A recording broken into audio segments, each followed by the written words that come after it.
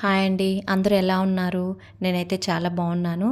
ఈరోజు మనము తెలుగు వారికి ఎంతో ఇష్టమైన ఆవకాయ ఎలా తయారు చేసుకోవాలో చూద్దాము. ఆవకాయ కోసము మన చెట్లో కాయలైతే అదొక మంచి ఎమోషన్ అండి. అత్తమ్మ చేతి స్పెషల్ పచ్చడి ఈ ఆవకాయి. లాస్ట్ 3 ఇయర్స్ నుంచి మా చెట్లో కాయలతోనే పచ్చడి పెట్టుకుంటున్నాము. సరే అయితే ప్రాసెస్లోకి వెళ్ళిపోదాము. మామిడికాయలని బాగా కడిగి 2 అవర్స్ నీళ్ళల్లో నానబెట్టాలి. ఇలా నానబెట్టడం వల్ల ముక్క బాగా గట్టిగా ఉంటుంది. అలా నానబెట్టిన మామిడికాయలని తీసి ఒక కాటన్ క్లాత్తో బాగా తుడుచుకోవాలి. తడి లేకుండా ఉండాలి. తుడిచిన తర్వాత జీడిని కట్ చేసి టెంకతో పాటు ముక్కల్ని కట్ చేసుకోవాలి. ముక్కలు చాలా చిన్న చిన్నవిగా అయితే కట్ చేయకూడదు. ఎంత పెద్దగా ఉంటే ముక్క అంత టేస్టీగా ఉంటుంది. నూనెలో వేసేసరికి ముక్క చాలా చిన్నదైపోతుంది. ముక్కలు కట్ చేయడం అనేది చాలా జాగ్రత్తగా చేయాలి. అత్తమ్మ చూడండి ఎంత జాగ్రత్తగా చెయ్యి దూరం పెట్టుకొని ఎంత నీట్గా చక్కగా కట్ చేస్తున్నారో. మేము 5 కేజీల మామిడికాయలు తీసుకున్నాము పచ్చడి కోసమని. ముక్కలు అయితే రెడీ అయిపోయాయి. ముక్కలు తడి లేకుండా ఉండడం కోసం ముక్కల్ని ఒక హాఫ్ అన్ అవర్ నుంచి 1 అవర్ వరకు ఇలా ఎండలో ఆరబెట్టుకోవాలి. ఎండలో ఆరబెట్టుకోవడం వల్ల ముక్కలు తడి లేకుండా ఉంటాయి. పచ్చడి ఎక్కువ రోజులు నిల్వ ఉంటుంది. పచ్చడి పెట్టడానికి మా పాప వాళ్ళ నానమ్మకి చాలా హెల్ప్ చేస్తుంది. ముక్కలు ఎండేలోపు పచ్చడికి కావాల్సిన ఇంగ్రీడియంట్స్ని రెడీ చేసుకుందాము. స్టవ్ పైన ప్యాన్ పెట్టుకొని అందులో ఒక 2 స్పూన్స్ మెంతులు, 2 స్పూన్స్ జీలకర్ర దోరగా వేయించుకోవాలి. మెంతులు దోరగా వేగాయంటే మంచి స్మెల్ వస్తుంది. మా ఛానల్ కనుక ఫస్ట్ టైం చూస్తున్నట్లయితే సబ్స్క్రైబ్ చేసుకొని అలాగే కామెంట్ కూడా చేయండి. మెంతులు దోరగా వేగిన తర్వాత అందులో ఒక పెద్ద సైజ్ కప్పు ఆవాలు తీసుకోవాలి. ఆవాలు కూడా బాగా ఫ్రై చేసుకోవాలి ఒక 2 to 3 మినిట్స్. ఇలా వేయించుకున్న వాటిని మిక్సీ జార్లోకి తీసుకొని మెత్తగా గ్రైండ్ చేసుకోవాలి. ఇలా నేను చూపించిన విధంగా మెత్తగా గ్రైండ్ చేసుకొని పక్కకు పెట్టుకోవాలి. తర్వాత 5 కేజీల ముక్కలకు గాను 1.5 లీటర్ ఆయిల్ తీసుకోవాలి. ఆయిల్ని స్టవ్ మీద పెట్టి బాగా వేడి చేసుకోవాలి. ఇలా ఆయిల్ వేడెక్కిన తర్వాత అందులో ఎండుమిర్చి, పచ్చిశనగపప్పు వేసి కొంచెం వేడి చేసుకోవాలి.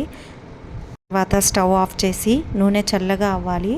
వేడి నూనె ముక్కలకు కలపడం వల్ల ముక్కల కలర్ చేంజ్ అవుతాయి.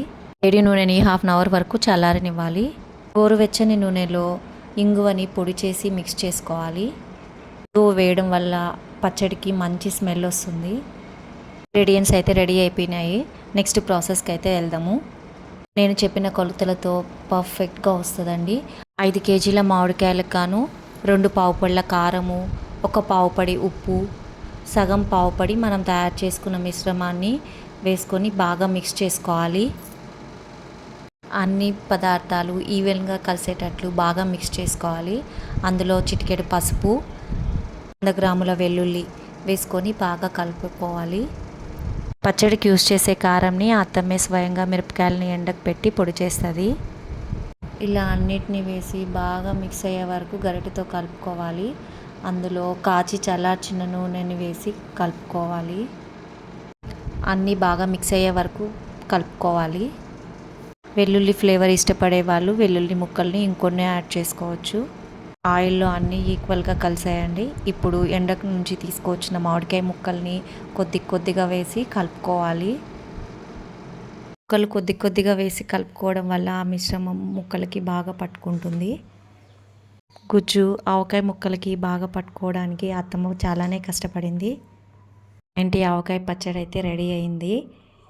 ఇలా ముక్కలకి మొత్తం గుజ్జు పట్టుకున్న తర్వాత 24 అవర్స్ నుంచి 48 అవర్స్ వరకు దాన్ని అలానే ఉంచాలి. 48 అవర్స్ లోపల 2 to 3 టైమ్స్ కొంచెం ముక్కల్ని మిక్స్ చేసుకోవాలి. మిక్స్ చేసుకోవడం వల్ల ఆయిల్ ఈవెన్గా స్ప్రెడ్ అవుతుంది. 48 అవర్స్ అయితే అయ్యింది.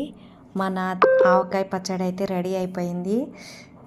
అలా పచ్చడి చూస్తుంటే నోట్లో నీళ్ళు అయితే ఊరుతున్నాయి. ఇలా చూడండి, ఆవకాయలో నూనె పైన తేలియాడుతూ ముక్కకి గుజ్జు ఉంటే చూడడానికి చాలా బాగుంది. ఇలా రెడీ చేసుకున్న ఆవకాయని చిన్న డబ్బాలలో వేసుకొని స్టోర్ చేసుకోవచ్చు. పచ్చడి 1 ఇయర్ వరకు నిల్వ ఉంటుంది. స్టోర్ చేసుకోవడానికి వీలుగా చిన్న బాక్సెస్ యూస్ చేస్తున్నా అండి ఇక్కడ నేను. స్టోర్ చేసుకునే డబ్బాలలో తడి లేకుండా చూసుకోవాలి. తడి ఉంటే పాడయ్యే ఛాన్స్ ఉంటుంది. ఆవకాయ మొత్తాన్ని డబ్బాలలోకి వేసి ప్యాక్ చేసింది అత్తమ్మ. ఆవకాయ డబ్బాలన్నీ రెడీ అయిపోయాయి. చూడండి ఎంత కలర్ఫుల్గా ఉన్నాయో. డబ్బాల్లోకి వేసిన తర్వాత గిన్నె అడుగు భాగంలో ఉన్న ఆవకాయలో కొద్దిగా రైస్ వేసుకొని అందులో కొద్దిపాటి నెయ్యి వేసుకొని అలా కలుపుకొని తింటుంటే ఉంటుంది నా సామిరంగా వారేవా అనాల్సిందే.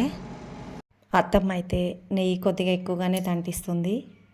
ఇలా నెయ్యిలో కలిపిన ఆవకాయ అన్నంని ముద్దలు ముద్దలుగా చేసి మనోళ్ళు మనవరాళ్ళకి ప్రేమగా పెడుతుంది.